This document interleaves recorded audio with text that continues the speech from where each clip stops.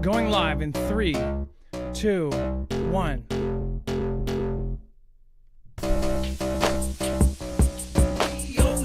Let me be you if it sound like we epidemic. If I had a career, yes, I would bet it. There warriors coming and we can't all let it. Let me give you the skin like we Ozempic. Let me be you if it sound like we. All right, what is going on, guys? It is Adam A.K. Marf, and this is Marfoogle News. So we have really, really important stories tonight, and just to give you kind of a notion, we're talking about not only the first spy plane, but a carrier off of the coast of Mexico. This is absolutely wild, and of course, everything is right now. I mean, everything that is coming out of every piece of media right now is absolutely insane. We're also going to talk about, here in a second, the experts who predicted CV 5 years ago in advance reveal how this new thing that's going on in Alabama could trigger the whole thing again. So we'll talk about that. And again, we know that there's lots of Ganda out there. But first of all, first spy plane, now U.S. Navy's nuclear-powered aircraft carrier spotted off the Mexican coast. Now, these things are absolutely beasts of military prowess, and they could take out cartels, they could take out an entire neighborhood, they could take out half of a city if they wanted to. And they say that days after a U.S. Air Force RC-135 with Rivet Joint Reconnaissance aircraft carried out signals intelligence, or SIGINT, operation over cartel-controlled area in Baja, California, the U.S. Navy's nuclear-powered aircraft carrier, the USS Nimitz, was spotted off Mexico's northern coast on Wednesday afternoon. According to Bloomberg ship tracking data, the USS Nimitz is transiting international waters off the coast of Punta Colonet, located in the northern section of Baja, California.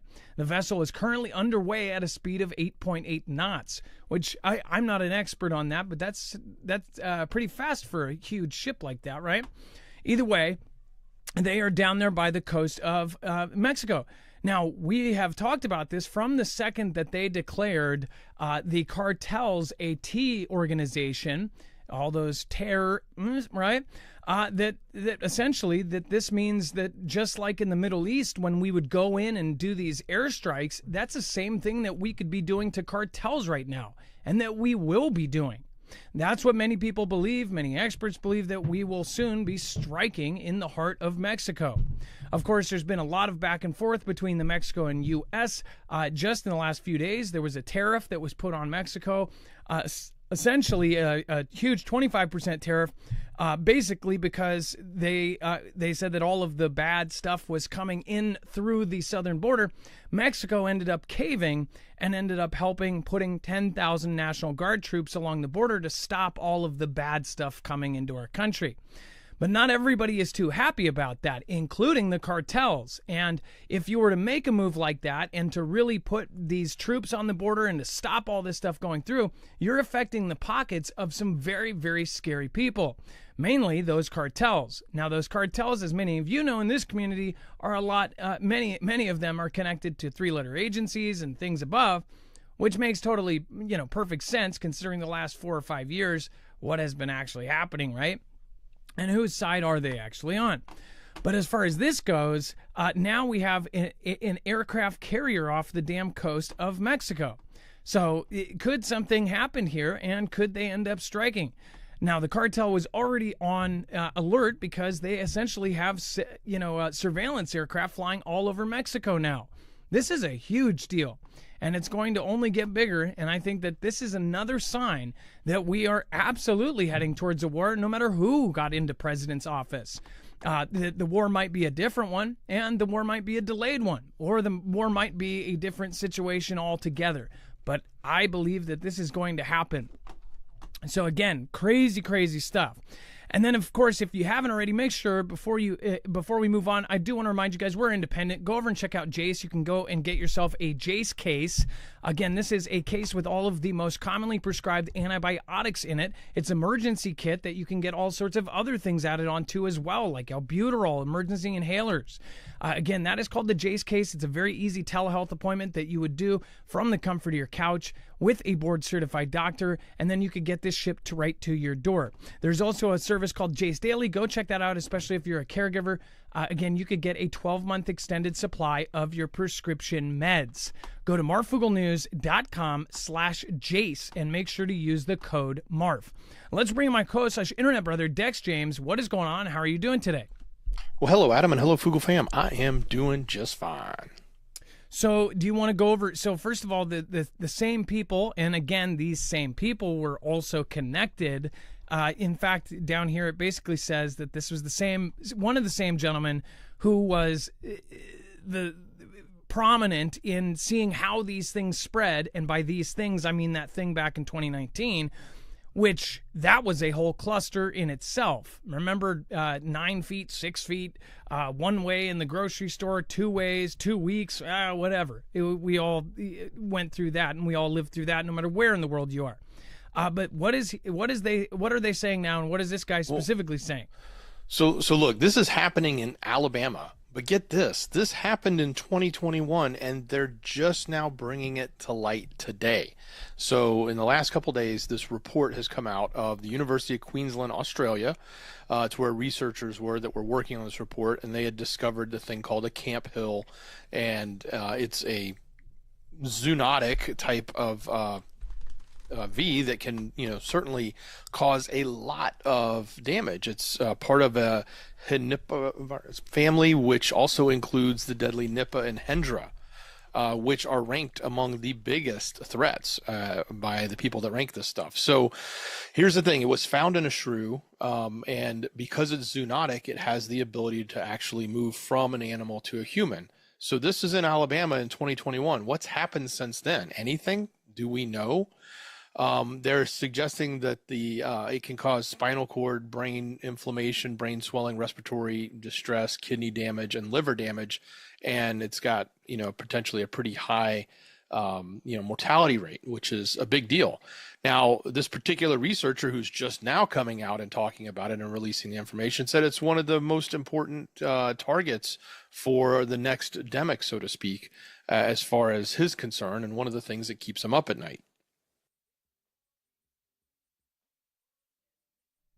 And as far as it might sound familiar, because that's like almost straight up the plot for Songbird. Did you ever see the Songbird movie that came out in the midst of CV and everything that was happening? People were blown away by how fast they changed the script on that movie. And I'm assuming that's what they did. They just changed it and altered it to fit whatever was going on. When Songbird came out, I think it was 2021 or 2020. It was like 6 months into the whole thing, and it matched, essentially, it showed CV23 that affected the brain heavily. You just have to watch the first couple minutes of that movie if you don't want to actually watch it. I'm sure it's free somewhere. But just watch the intro. It shows essentially something that affects the brain and spinal column and all of this. Not to mention some of the tabletops that have gone on since then. In fact, there was a tabletop that happened before the original one, the one that we were all locked down for. And that one really, really eerily looked almost exactly like the one that we went through, including down to, where it might have come from, what animals, this and that. And then just last year, or 2023, at the end of 2023, around the same time frame, almost exactly 4 years later, they did another tabletop that would affect younger people, that would affect the brain more than anything, and now you have all of this. So even if you don't believe this gentleman or think, oh, well, look what his position was back then, just keep in mind, you also probably don't believe what happened before, but it did happen. So think about that. And as far as this very creepy thing, as far as the demic forecasters, if that wouldn't have happened in 2019, these things would not hold the same weight that they do, and they still don't hold that much weight. But after 2019, a lot of people did wake up. There's a lot of people that are now preppers that were never prepper before. If you remember during CV, all of the stuff that was going on, it was a very crazy time. Everybody was at home. It was probably when most of you were introduced to us, when all of that was going down. I was covering every bit of it, from the wacky mobile hospitals to all of the robots serving people, and of course the self-checkouts and all of that. I followed all of it, and it was absolutely insane. Do we want to do that again? Everybody says, and I've heard so many people say this, oh, that will never work again. but it could. And trust me, I don't think they care that you don't want to do it again. And if they do it in the right way, which who knows, they very well could, or if it's the real deal, then it would happen. And I don't think it would really matter if people really just couldn't do it again. Because what's funny is last time we got put down and put in our houses for an extremely long time, and most people never would have thought that this many people around the world would have actually been able to been held in their houses based on very vague information, but they were. So again, very crazy. Now I want to remind you guys, this is something that really popped up in my head when I heard that this was of zoonotic propensity, right? Dex, can you explain zoonotic propensity? Essentially means it can go from animal to human, right? Yes, that's correct. So check this out. This is something I remembered, and I covered this. There was a video when this was fresh, back in December 2021, which, gosh, what a crazy time that was.